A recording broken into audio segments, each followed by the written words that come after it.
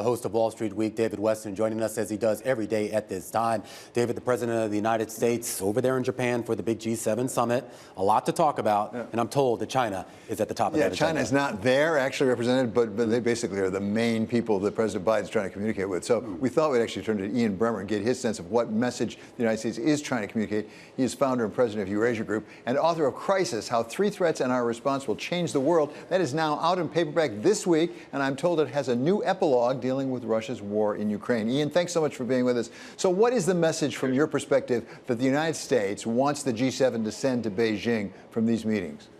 Well, they want a more coordinated message. I mean, if you think about the last year and a half, the G7 has gotten much stronger, much more consolidated, more aligned, because policy on Russia responding to the invasion is virtually completely in sync.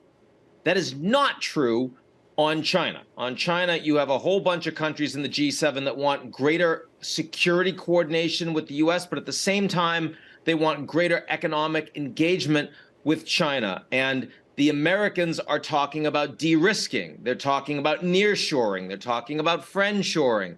And, you know, Biden's managed to get the Canadians saying that. He's gotten Ursula von der Leyen saying that, but not Macron, not Olaf Scholz, not even Kishida quite in Japan. And so in that regard, there is a hope that coming out of this G7, you're going to have a much stronger statement of unity in where you can do business with the Chinese and where the G7, not just the United States, doesn't want to. And by the way, that's why, despite the debt limit crisis, Biden was not willing to pull the plug on his personal attendance in the G7. He cut off Papua New Guinea, big deal. He cut off the Australians, that really hurt, and the Quad. He was not going to pull the plug on the G7. So, I'm really curious about that line between, on the one hand, where you can do business and where you don't want to do business, because we have seen some meetings now. We saw, of course, Tony Blinken, the Secretary of State, meeting with his counterpart over Vienna. Then you have the U.S. Ambassador, Nick Burns, meeting with the Foreign Minister in Beijing. Are things starting, is the ice starting to break up a little bit?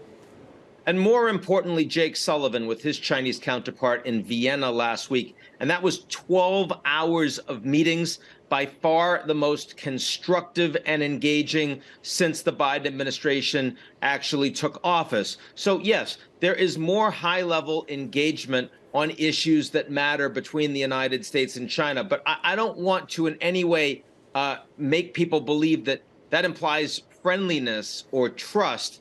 Those things are in very short supply. And what I would say is that the United States is trying to make it more clear in what areas there will be an adversarial relationship where the playing field is not level and won't be level. And, you know, of course, we've seen this with 5G. We've seen it with semiconductors, but we've just saw it in Montana with TikTok, and that's been the issue du jour for a lot of U.S. policymakers over the course of the past few months. This is going to expand in areas of key technology, critical minerals, an area where the United States wants to align with its friends in competition with China. Even when I look at the Middle East right now, the Chinese are starting to displace the Americans for influence, in part because the Americans are producing all this oil and gas, and the Chinese are buying it increasingly from the Middle East. Well, if there isn't really friendship and trust, Ian, if there is still competition, can you still have cooperation between these two powers?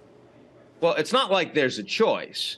I mean, U.S.-China trade relations right now are at their highest level in terms of absolute amount of trade as they ever been historically. I mean, you know, Elon Musk is all about beating up on George Soros. Ask him to do that on China. He won't. Why? Because he makes a lot of money off of the Chinese. He doesn't make any off of George Soros, at least not since he pulled his shares. LeBron James, ask him about Black Lives Matter, all about free speech. How about on China? He's going to take their side on Hong Kong and Taiwan. Why? Because the future of the NBA is in China. So, I mean, can you cooperate? The entire corporate and financial community is cooperating. And as we know in the United States, and we lionize their power, and they do control and capture a lot of the regulatory environment, that does matter. But what's the limit to that? Is there a limit to that, Ian? I mean, when you hear about some of these consulting firms having their offices raided, when you hear from corporate executives, U.S. corporate executives, who say, yeah, we want to go do business with China, but we're not actually going to send our CEO or anyone important over there to the mainland at risk of them being detained, what does that tell you? Well, most of the CEOs, American CEOs I talked to, had not been traveling, of course, to China during the pandemic, and now are very much focused on getting over there. And because they need those relationships and they need to engage with their workers on the ground, their management, but also with their Chinese partners and with the regulators, with the government. So it hasn't frozen American executives. In fact, there have been letters recently signed by all sorts of American CEOs trying to get the Biden administration to take a more balanced view on China, and particularly members of Congress, Democrats and Republicans. I will say that senior Chinese officials no longer believe that they can leverage the U.S. private sector to lobby for them, and certainly not publicly, given the American political environment, in the way that they could have before the pandemic. So I think that matters. I also think that there are a number of corporations, look, on the back of particularly the raid on Bain Consulting, and there's been others on companies of other countries in the last few months. Definitely a lot of U.S. corporations are thinking more carefully about how much more they want to invest in China going forward, but very few are pulling out the existing investments that they actually have. And China is expected to become the largest economy in the world, roughly by 2030, 2032. In that environment, of course, a lot of countries, including the United States, are going to end up with more exposure, not less. So, Ian, let me pick up on that specifically, because it has been assumed that China would surpass the United States in nominal size of economy. Some people now are questioning that. Some people are asking whether China may have peaked, because they are slowing down. We saw numbers even this week that were weaker. What does President Xi think? Because his attitude toward the strength of the Chinese economy might affect his bargaining position. Well, it's not like President Xi is talking to any Americans directly about this issue, right? And he's not talking to many Chinese. So we don't know. Clearly, the level of subsidy that the Chinese are still putting into underproductive sectors, real estate, for example, weak banks, all imply that they are still quite concerned in the near term about what their growth is going to look like. Medium term, they're very worried about demographics. They're very worried about non-performing loans, especially in the corporate sector.